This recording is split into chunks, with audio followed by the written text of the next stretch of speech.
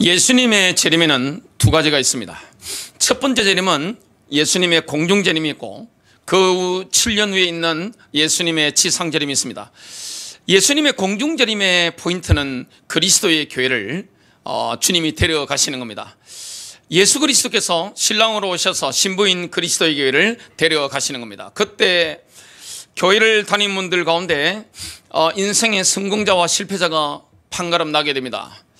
주님이 공중재림 하셨을 때 나의 발에 뒤꿈치가 들리면 인생의 성공자가 된 겁니다. 아무리 내가 교회를 열심히 다니고 목사가 되고 장로가 되고 전도사가 되고 집사가 되고 내가 안수집사가 되고 교회를 건축을 몇 군데 했다 할지라도, 내가 매주일마다 헌금을 하고 11조를 갖다 바쳤다 할지라도, 내가 수많은 사람들을 교회를 인도했다 할지라도 내가 그리스도의 신부가 아니면 발 뒤꿈치가 들릴 수가 없는 거예요. 인생의 실패자가 되는 겁니다.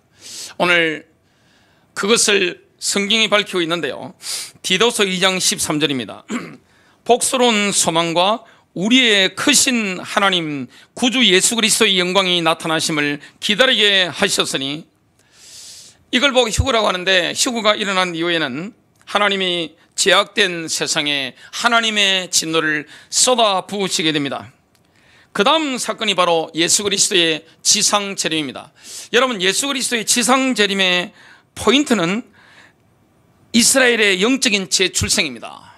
이스라엘이 민족으로 메시아를 구주로 영접하고 다시 재탄생하는 겁니다. 재출생하는 겁니다. 민족이 새롭게 확 재출생하는 겁니다.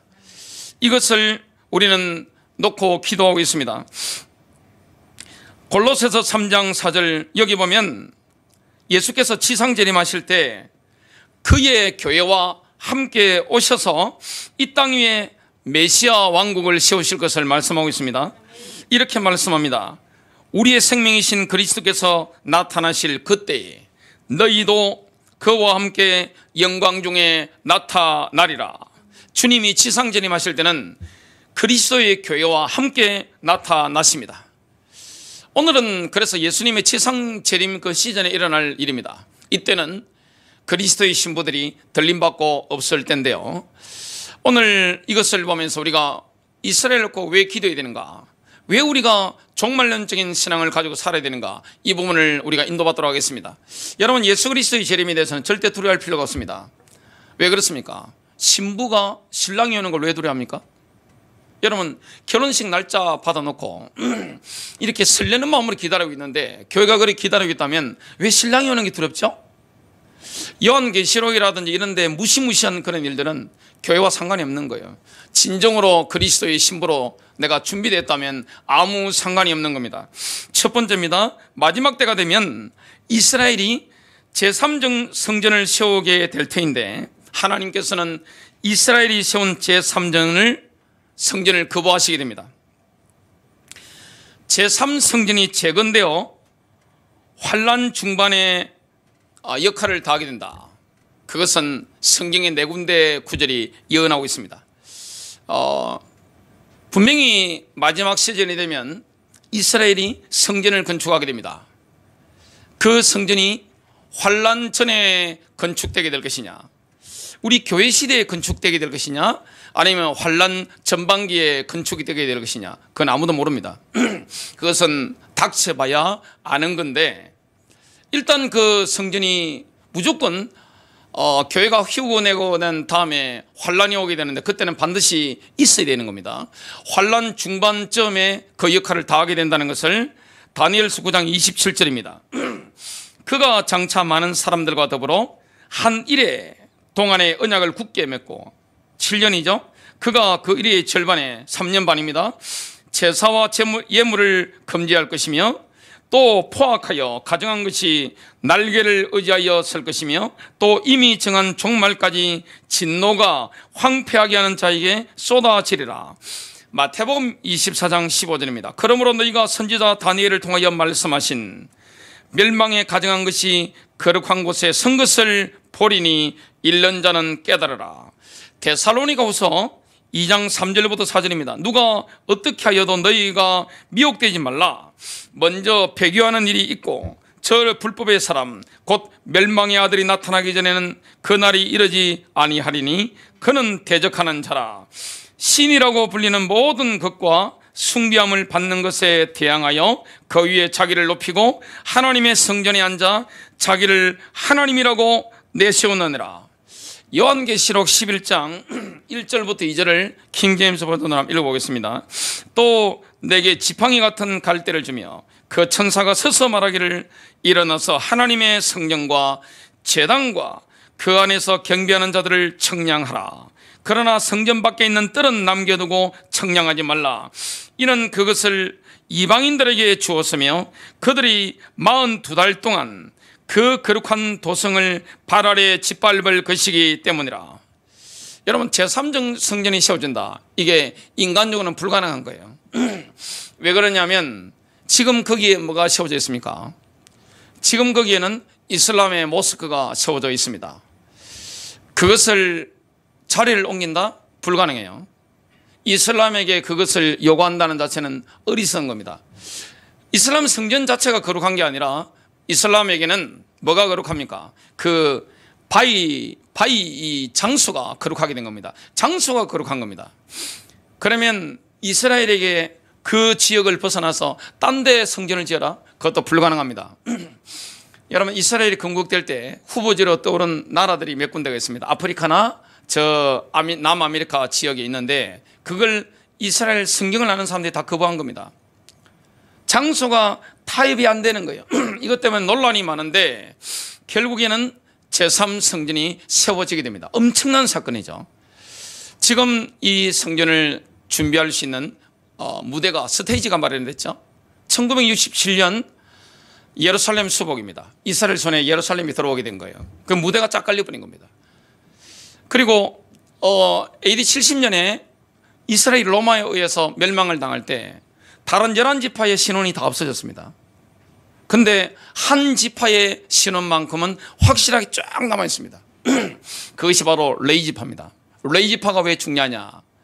성전이 건축이 되면 이 제사장들이 모세의 희생 제사를 다시 회복하게 되는데 그때 없어서는 안 되는 지파가 레위 지파입니다. 이 레위 지파는요, 이름이 레이라든지 코헨이라든지 이런 이름 성들이 쫙 지금 내려오고 있습니다.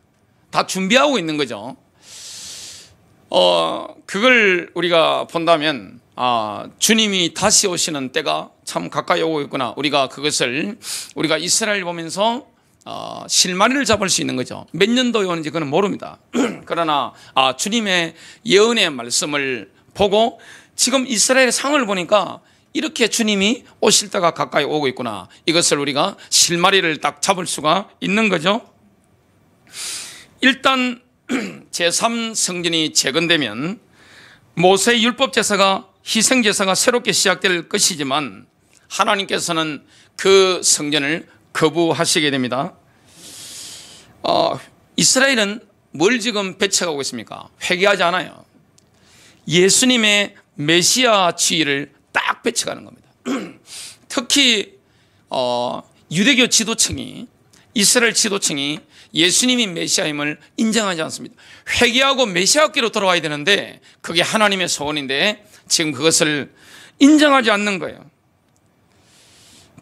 그래서 이스라엘은 하나님께 성전을 지어드림으로 하나님을 기쁘시게 할 수 있다, 이렇게 생각했습니다. 그런데 하나님의 반응은 시큰둥합니다. 이사야서 66장 1절입니다. 여호와께서 이와 같이 말씀하시되 하늘은 나의 보좌요 땅은 나의 발판이라. 하나님의 보좌가 뭡니까? 하늘입니다.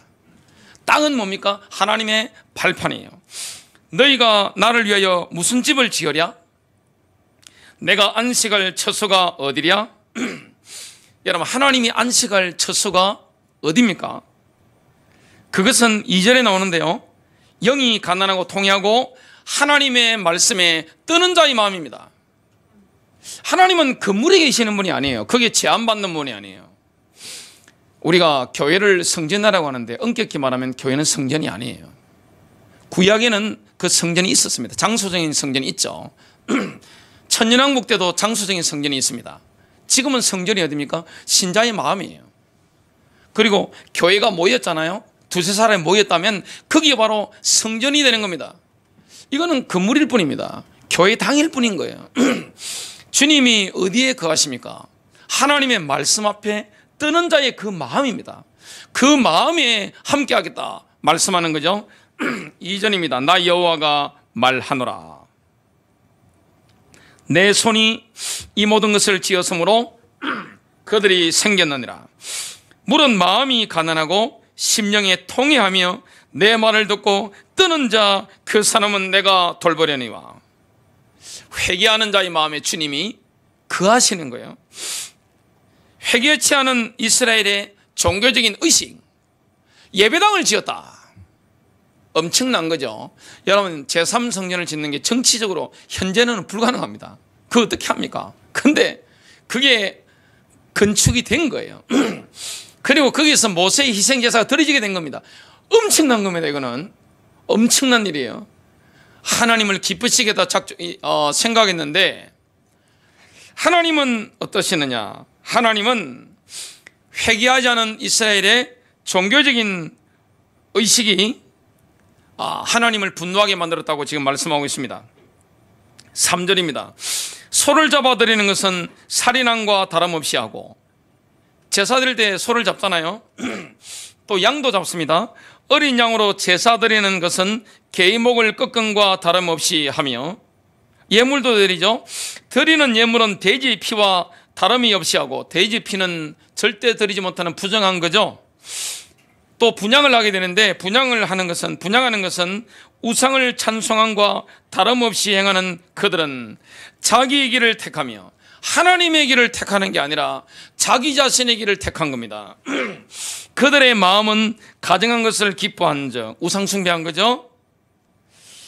하나님께서 이스라엘 백성들이 마지막 시대에 짓는 그 성전을 거부할 수밖에 없는 이유가 있습니다. 4절입니다. 내가 또한 그들의 망상을 택하겠고 그들의 두려움을 그들에게로 가져오리니 이는 내가 불러도 아무도 대답하지 않았고 내가 말하여도 그들이 듣지 않았음이니라. 그러나 그들은 내 목전에서 악을 행하고 내가 기뻐하지 아니한 것을 택하였도다. 여러분, 성전이 지어진다. 엄청난 겁니다. 지금도 예배당 하나 짓는 게 얼마나 어렵습니까? 상당한 거죠. 근데 이스라엘은 단순한 대한민국이나 미국 같은 나라에서 예배당 건축하는 게 아니에요. 지금 이슬람과 이스라엘은 그 땅을 놓고 서로 노려보고 있습니다. 만일 그 땅을 잘못 건드리면 3차 세계대전이 일어납니다. 이슬람군이 가만히 있겠어요? 폭발해버립니다. 신앙인들은 어떻게 됩니까? 순교하려고 다 뛰어들 겁니다. 근데 그게 실현되는 거예요. 얼마나 감격스럽습니까? 그때 헤게모니를 장악한 그 성전 건축의 주력 세력들은 이스라엘의 남은 자들을 쫓아내버립니다. 참 어떻게 그런 일이 있을 수 있겠어요? 여러분, 유대교가 시작된 게 BC 2000년입니다. 아브라함 때죠. 기독교가 시작된 게 지금 2000년 됐죠. 지금 한 4000년 동안 종교의 유대교와 기독교의 주류 세력이 하나님을 기뻐하시게 했던 적이 단 한 번도 없습니다. 저는 교회사를 좋아하기 때문에 교회사 읽는 게 저는 취미생활이었습니다. 역사, 교회사 이거는 그냥 취미생활로 늘 보고 그랬는데 참 유대교에 대해서 교회가 엄청 욕을 하죠. 로만 가톨릭 철치가 범한 죄악들을 한번 보면요, 유대인들이 범한 죄는 아무것도 아닙니다. 그리고 루터교회, 또 장로교회, 미국에 있는 주류 기독교가 마녀 사냥한 거 보면 끔찍합니다. 얼마나 많은 사람을 죽였는지 모릅니다. 참 이런 것들 있죠. 주류 세력이 하나님 앞에, 말씀 앞에 뜨는 자들을 쫓아낸다는 것을 지금 이사야가 예언하고 있습니다. 이사야서 66장 5절입니다. 주의 말씀에 뜨는 너희는 주의 말씀을 들으라. 너희를 미워하는 너희 형제들이, 이 너희 형제들은 누굽니까? 제3성전을 건축한 그 주류 세력들입니다. 너희 형제들이 내 이름 때문에 너희를 쫓아내며 말하기를 주께서 영광을 받으실지니라 하나 그가 나타나시어 너희를 기쁘게 하실 것이요 그들은 수치를 당하게 되리라.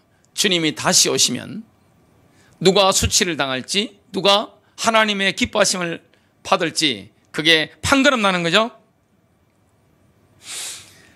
그래서 이스라엘 남은 자들의 적들은 수치를 당하게 됩니다. 그래서 우리가 잘 믿는다는 것 자체가 하나님 보실 때 잘 믿는 것과 내가 볼 때 잘 믿는 게 다를 수 있습니다. 우리가 볼 때는 예배당 건축 돈이 얼마나 듭니까? 에너지가 얼마나 들어요? 그 어마어마한 것을 자기 재산 다 들여서 지금 지은 거잖아요. 예물을 드리잖아요. 11조를 드리잖아요. 많은 봉사를 할 거 아니에요? 수많은 사람들을 교회로 인도할 거 아니에요? 근데 하나님이 그거 보고 역겹다는 겁니다. 분노하시는 거예요. 하나님이 절대 들을 수 없는 돼지 피, 괴 이런 것을 예를 드시면서 내가 역겨워 죽겠어. 아니야. 이렇게 지금 표현하고 있는 겁니다. 참 우리의 상식과 지금 하나님의 말씀과 비교해 보면 완전히 지금 다른 것을 보게 됩니다. 이사야 66장 6절 성읍에서 시끄러운 소리가 성전에서 음성이 들리니 그 원수들에게 보응하시는 주의 음성이라. 하나님의 개입하시면 시끄러운 소리가 예루살렘에 들립니다. 또 성전에는 음성이 들립니다. 이게 뭡니까? 성벽 깰 때 파성대를 사용하죠. 꽝 때립니다. 그리고 적들이 외치는 함성 소리입니다. 그냥 성벽을 오르지 않습니다. 그 어마어마한 함성, 그 엄청난 기세, 그 소리가 예루살렘에 들릴 것을 지금 예언하고 있는 겁니다. 지금 마지막 시대에 이런 일이 일어날 것을 이사야가 환상 중에 보면서 예언하고 있는 겁니다. 여러분, 예수님의 지상 재림의 포인트가 뭡니까? 이스라엘의 민족적인 재출생입니다. 새롭게 태어나는 거, 민족 자체가. 엄청난 일입니다. 그리고 예수님의 메시아 지위를 이스라엘 민족 전체가 인정하게 되는 일이 일어나게 되는 겁니다. 그러려면 평안하게 해서 그렇게 되길까요? 그렇지 않습니다. 그래서 환란이 일어나는 겁니다. 하나님께서 환란 용광로를 이스라엘 민족을 통과하게 만드시는 거죠. 경제공황이 오면 상당히 어렵죠. 굉장히 고통스럽습니다. 전쟁이 일어나면 고통스럽죠. 이스라엘 백성들은 장자 백성이기 때문에 축복도 꽃배기입니다. 2배예요. 그리고 저주를 받는 것도 다른 민족들보다 2배로 받는 겁니다. 훨씬 세게 받는 겁니다. 두 번째입니다. 이스라엘은 야곱의 환란을 통과한 직후에 국가적인 차원에서 예수님이 메시아이심을 인정하게 됩니다. 예수님의 공중 재림 때 그리스도의 신부가 휴거된 이후 지상에는 대환란이 임하게 됩니다. 예레미야 30장 7절부터 9절은 대환란을 야곱의 고난의 때로 부릅니다. 다 뭡니까? 야곱의 고난의 때라는 것은 이스라엘이 주로 당하는 겁니다. 예레미야서 30장 7절부터 읽어보겠습니다. 슬프다 그날이여. 너무 슬픈 날이죠. 그와 같이 엄청난 날이 없으리라. 고대에도 그런 일이 없습니다. 그날은 야곱의 환란의 때가 됨이로다. 그러나 그가 환란에서 구하여 냄을 얻으리로다. 8절 그날에 내가 내 목에서 그 멍에를 꺾어버리며 내 포박을 끊으리니 다시는 이방인을 섬기지 않으리라. 9절 그들은 그들의 하나님 여호와를 섬기며 내가 그들을 위하여 세울 그들의 왕 다윗을 섬기리라. 다니엘서 12장 1절은 내 백성이라는 표현을 통해 대환란을 통과하는 주체가 다니엘의 민족인 이스라엘임을 못 받고 있는데요. 그때에 내 민족을 호위하는 큰 군주 미카엘이 일어날 것이요 또 환란이 있으리니 이는 개국 이래로 그때까지 없던 환란일 것이며 그때에 내 백성 중 책에 기록된 모든 자가 구원을 받을 것이라. 이스라엘 민족 가운데 3분의 1이 구원을 받는다는 말씀입니다. 3분의 1 전체가 뭡니까? 민족적인 구원을 얻게 되는데 그들 보고 이스라엘의 렘넌트라고 합니다. 렘넌트는 남은 자라는 뜻이죠. 그 렘넌트는 누구에게 해당되는 겁니까? 이방인이 아니에요. 유대인들인 것을 포기해야 됩니다. 3분의 2가 죽임을 당하는 야곱의 환란을 통과한 이스라엘의 렘넌트가 구원을 받게 되는 겁니다. 이사야 선지자는 대환란 직후에 일어날 이스라엘의 영적인 재출생을 이렇게 예언하고 있습니다. 이사야 66장 7절부터 9절인데요.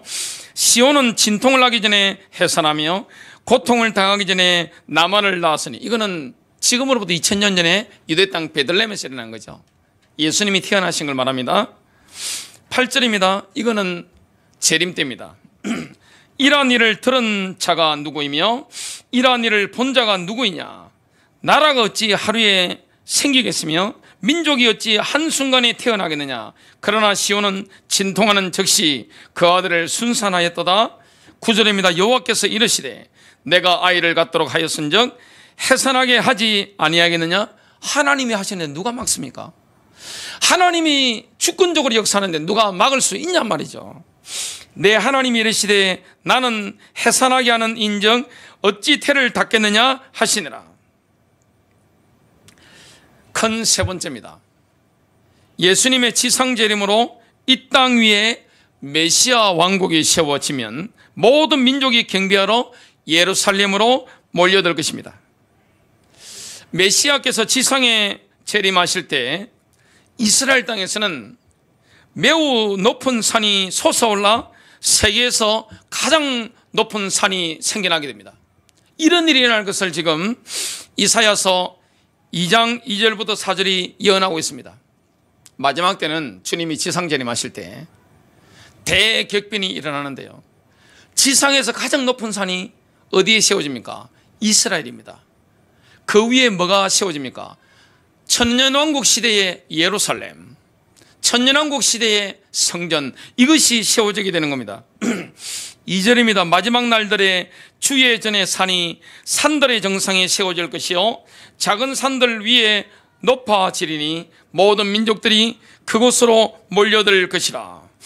많은 백성이 감히 말하기를 너희는 오라 우리가 주의 산에 야곱의 하나님의 전에 올라가자. 그리하면 그가 그 얘기를 우리에게 가르치실 것이며 우리는 그의 길에서 행하리니 이는 율법이 시온에서 나오며 주의 말씀은 예루살렘으로부터 나올 것임이라 하리라. 그가 모든 민족들 가운데서 심판하시며 많은 백성을 책망하리니 그들이 자기 칼들을 두들겨서 보습을 만들며 자기 창들을 두들겨서 낫을 만들 것이요 민족이 민족을 대적하여 칼을 들어 올리지 아니할 것이며 그들이 더 이상 전쟁을 배우지 아니하리라. 메시아께서 지상에 재림하시는 천년왕국 예루살렘으로 기쁨과 화평과 영광이 다시 돌아오게 됩니다. 천년왕국이 세워지기 때문에 메시아 왕국이 세워졌습니다. 여러분, 왕이 온다는 것은 뭘 가지고 오는 거죠? 왕국을 가져오는 겁니다. 왕국이 없는 왕은 없어요. 왕이 있다는 자체가 뭡니까? 왕국이에요. 지금 영국은 왕국이죠. 네덜란드도 왕국입니다. 우리 전 세계 보면 왕이 있는 나라는 다 뭡니까? 왕국이에요. 메시아가 왕으로 오셨다는 것은 뭡니까? 메시아 왕국이 세워진 겁니다. 지상 재림 때 이런 일이 일어나게 되는 겁니다. 너무나 기쁨이 넘치는 거예요. 여러분, 왕이 통치하시는데, 메시아가 통치하시는데, 그리스도께서 통치하시는데 얼마나 기쁨이 넘치겠습니까? 이사야서 66장 10절부터 14절 킹제임스 버전입니다. 너희는 예루살렘과 더불어 기뻐하고 그녀를 사랑하는 너희 모두는 그녀와 함께 즐거워하라. 그녀를 위하여 애통하는 너희 모두는 그녀와 더불어 기뻐함으로 즐거워하라. 이는 너희로 젖을 빨고 그녀의 위안에 젖가슴으로 만족해 하기 위함이요 너희로 젖을 짜내고 그녀의 영광의 풍요함으로 즐거워하게 하려 함이라. 이는 주가 이같이 말함이니 보라, 내가 그녀에게 평안을 강같이 이방인들의 영광을 흐르는 시내같이 주리라. 그러면 너희가 젖을 빨 것이며 그녀의 품에 안겨서 그녀의 무릎에서 재롱을 부리게 되리라. 13절, 자기 어미가 자식을 위로한 같이 내가 그렇게 너희를 위로하리니 너희가 예루살렘에서 위로를 받으리라. 지금 환난을 통과했죠. 위로를 받죠. 14절, 너희가 이를 보면 너희 마음이 즐거워할 것이요 너희 뼈들은 초목같이 무성해지리라. 주의 손이 그의 종들에게 알려지고 그의 진노가 그의 원수들에게 알려지리라. 이 마지막 때가 되면 열방이 어떤 일을 하게 될까요? 모든 민족은 어떤 일을 하게 될까요? 열방은 여호와께 예물을 가져올 때처럼 운송수단들을 동원해서 흩어진 이스라엘 백성들을 하나님의 성산 예루살렘으로 돌려보내게 됩니다. 지금 전 세계에 이스라엘이 많이 흩어져 있습니다. 이런 일이 일어나게 되는 겁니다. 이사야서 66장 20절입니다. 킹제임스 버전입니다. 그들은 너희의 모든 형제들을 모든 민족들에서 말과 병거와 기마와 노새와 빠른 짐승에 태워 주께 드리는 예물로 나의 거룩한 산 예루살렘으로 데려오리라. 주가 말하노라. 이것은 이스라엘 자손이 예물을 정결한 그릇에 담아 주의 전으로 가져오는 것 같으리라. 엄청난 일이죠. 결론 맺습니다. 예수님을 믿는 것은 시시한 게 아닙니다. 그냥 단순히 이 땅에서 물질 축복 좀 받고 내가 건강하게 좀 살고 자녀 좀 잘 되고 이 정도 수준이 아니에요. 여러분, 신앙이라는 것은 본질적으로 뭘 바라보는 겁니까? 영원입니다. 신앙은 뭡니까? 절대입니다. 절대 신앙이에요. 그리고 뭘 바라보게 되는 겁니까? 영혼을 바라보게 되는 겁니다. 저와 여러분과 영원히 함께 사실 분이 누굽니까? 바로 예수 그리스도십니다. 우리는 하나님의 면전에서 영원히 살 것을 바라봅니다. 그래서 우리는 어디에 초점을 맞춥니까? 첫째 부활입니다. 그 때문에 우리가 주님의 다시 오심을 준비해야 되기 때문에 뭘 해야 됩니까? 복음 전도죠. 우리가 복음 전도를 해야 될 이유가 뭡니까? 주님의 재림과 굉장히 밀접한 관계가 있습니다. 우리는 뭐가 있습니까? 행복이 남아 있습니다. 여러분, 왜 열심히 일하죠? 이 땅에 살아가면서 열심히 일하시잖아요. 왜 열심히 일합니까? 행복한 저녁을 위해서 행복하려고 하는 거죠. 우리가 이 땅에서 세계복음화도 하고 민족복음화도 하고 가문복음화도 하고 직장복음화도 하는 이유가 뭡니까? 주님이 다시 오시면 행복하게 살려고 하는 겁니다. 그것도 영원토록. 우리만 행복하면 안 됩니다. 지금 민족적으로 돌아오지 못한 이스라엘을 놓고 우리가 기도해야 되는 겁니다. 승리하시길 주님의 이름으로 축복합니다.